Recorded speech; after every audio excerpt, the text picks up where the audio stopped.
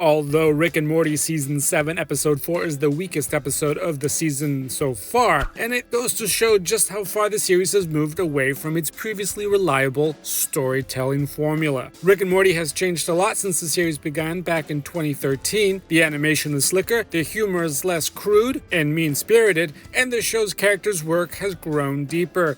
Wait, we're not werewolves or anything. Despite this, Rick and Morty still relies on the show's old formula from time to time. Early on, most episodes of Rick and Morty saw the well-meaning Morty get himself and his grandfather Rick into some sort of scrape, only for Rick to save them. The depiction of Morty as a guileless fool and Rick as a smug, cynical genius could get grating, but it did provide the series with some solid early outings.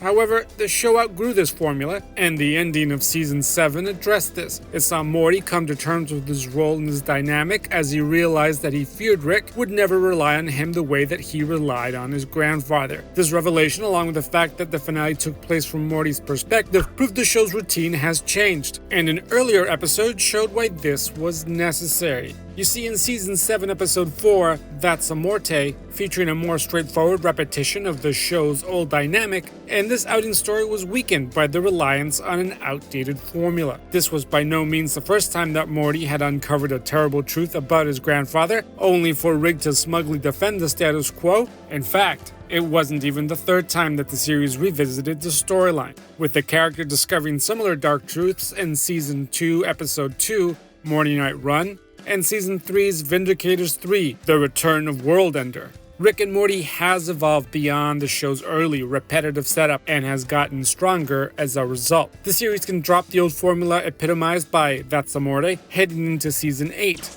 If this episode proved anything, is that Rick and Morty no longer need to rely on the overly familiar storytelling structure that the show repeatedly revisited in its early years. I guess I remember that. Wow.